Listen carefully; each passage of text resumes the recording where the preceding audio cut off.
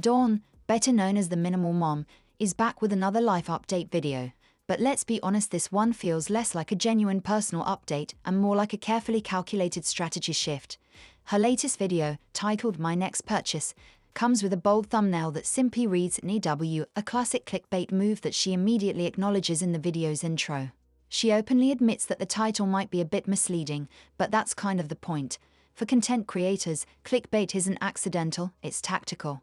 It plays on viewers' curiosity and fear of missing out, and it's designed to drive traffic even if the actual content doesn't quite deliver the drama promised in the title. I know this is a pretty clickbaity title, so I promise to show you within the first minute here what it is that I'm thinking of buying, answer the question, are you moving, how long do you plan to stay with your parents, those kinds of things, and just kind of a general life update. Throughout the video, Dawn reflects on how often she should share life updates on her channel. Since announcing her divorce back in February, she's admitted to feeling uncertain about how frequently to post personal content. But if you look closely at her upload history, a clear pattern starts to emerge. Her life updates tend to align with major sponsorships. How often do you give a life update video now? So it was back at the beginning of February when I initially shared about our divorce. That is just a very divisive topic in general. This isn't just coincidence, it's smart business. Pairing emotionally engaging videos with high-paying brand deals is a proven way to maximize views and income. Think about it, placing a mattress ad in a video about your divorce isn't just convenient timing, it's deliberate. And Dawn has done this more than once. A past life update included a sponsorship from Helix, and this new video is backed by Brooklyn Bedding.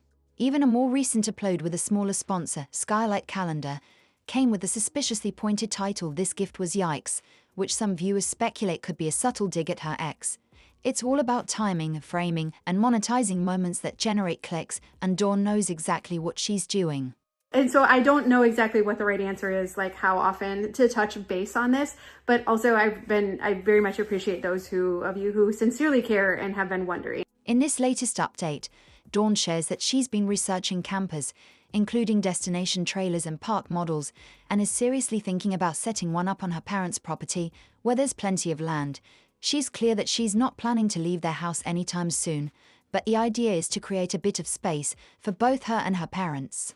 With her kids around half the time, the house can get crowded, and her children have been asking for a space to hang out with their friends. The camper would give everyone some breathing room, but Dawn's not fully sold yet. She explains that campers are often poorly constructed and very expensive. She loves features like tall ceilings and large windows, but she's weighing whether it's a smart investment. Let's head back down. I want to talk a little more in the bedroom and then also answer some more questions that have come up since my last life update video. Interestingly, while talking about trailers and park models, she casually mentions that the mattresses in these units are usually junky right before sliding into a sponsored segment about Brooklyn Bedding. Bedroom, and if you have had a camper, RV, camper van, park model, tiny house, anything like that, the mattresses they come with are so junky. It's an odd choice of SIG, and it raises questions. If she's filming inside an RHV that's not hers, possibly at a dealership, and then uses that space to trash the mattress and promote a competitor, how does that sit with the business providing the location? From a PR perspective, that could easily rub someone the wrong way. Imagine being the RHV dealer watching an influencer film in your unit, then ask it to diss your product in favor of their sponsor. It's a bold move, but again, it seems very on-brand for how Dawn handles her content, minimalist in tone, but highly curated in execution. Dawn also addresses one of the biggest questions from her audience, whether she's already bought a new house. She hasn't. Instead, she reveals that she's been filming her videos at an Airbnb. The reason? She doesn't want to inconvenience her family by asking them to stay quiet while she records. It's a subtle but smart move that keeps her content visually fresh and avoids background noise, while also adding to the speculation about her living situation and future plans. Oh, and in the midst of all this, Dawn casually reveals she's pursuing her master's in psychology. That detail might seem random, but considering how analytical and emotionally tuned her content has become, it's hard not to wonder if she's about to apply the education to make her content even more finely tuned to viewer psychology. She talks about possibly buying an RHV, initially framing it as a way to ease the pressure on her parents and give her kids their own space to spend time with friends.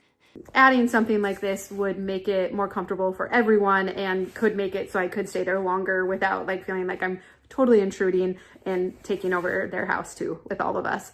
So that's my thoughts around that. That house where I've been recording is just an Airbnb that I've been renting.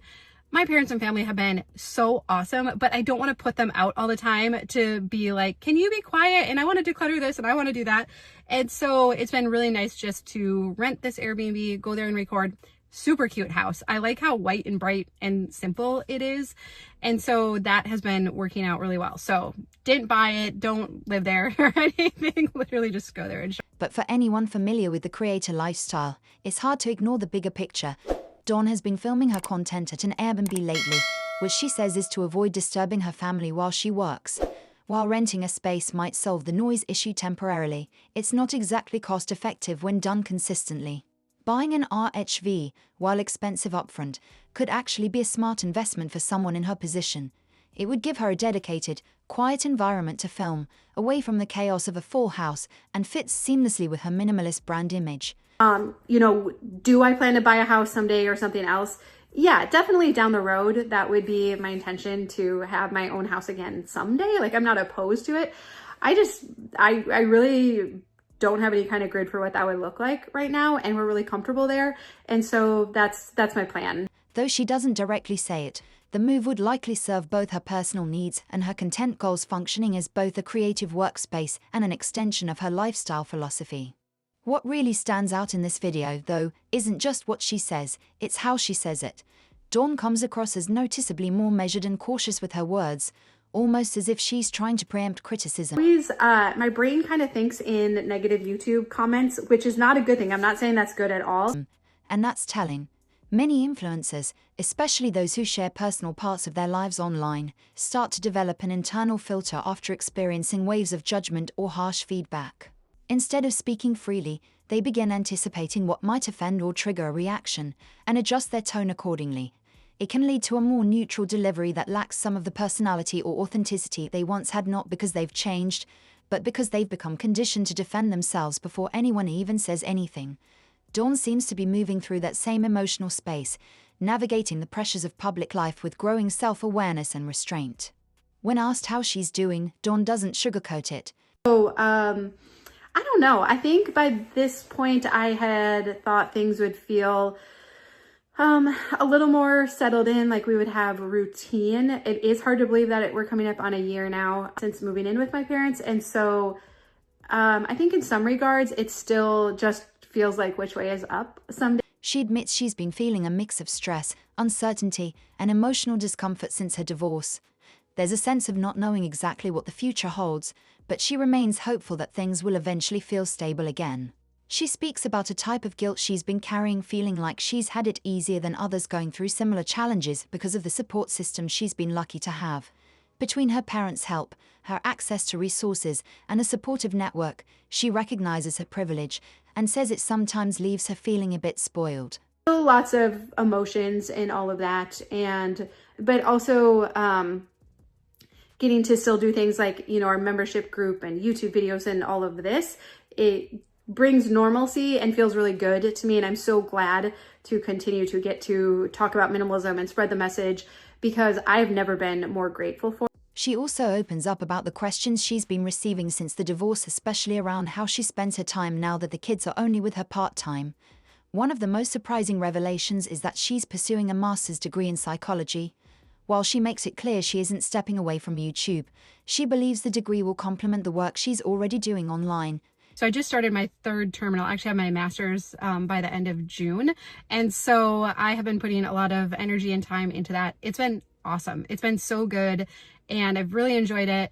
But no, I don't want to change career paths or anything. I'm hoping that I can use it to complement what we're already doing and talking about decluttering and the brain science and psychology behind it, because I think we often get into it. We're like, why is this so complicated and so hard? And sometimes for some of us, when we can understand what's going on in our brain and why our body wants to hang on so tightly to these things, it makes it a little bit easier than to declutter and to let things go. It's easy to see how that would play out. With the growing popularity of topics like mental health, parenting strategies, emotional well-being, and mindset on platforms like YouTube and Instagram, her academic background could give her content a new depth and even boost her authority in the space. Down the line, this could evolve into more than just video content. She might explore creating courses, offering digital downloads, or even launching coaching programs, efforts that could turn her online presence into an even more polished brand. Of course, it's also clear that content creation remains a lucrative path for her. If she's planning to stick with YouTube even while earning her master's, it's likely because the income she generates from ads, sponsors, and memberships outweighs what she'd earn in a traditional psychology career.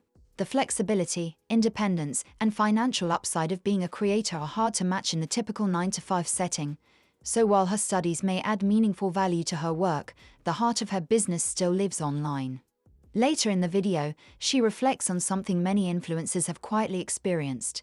She shares that some of the cruelest comments she's received have actually come from people who identify as Christians, a painful and ironic truth that others in the public eye have echoed. Again, if I want to just be fully honest with you and not worry about like offending like half of my audience, right?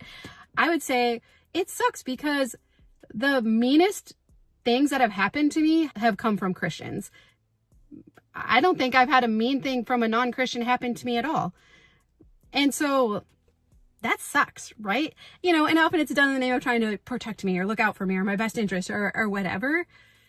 But also, like that kind of sucks, right? And so I don't even know what else to say about that other than it's not all Christians, obviously.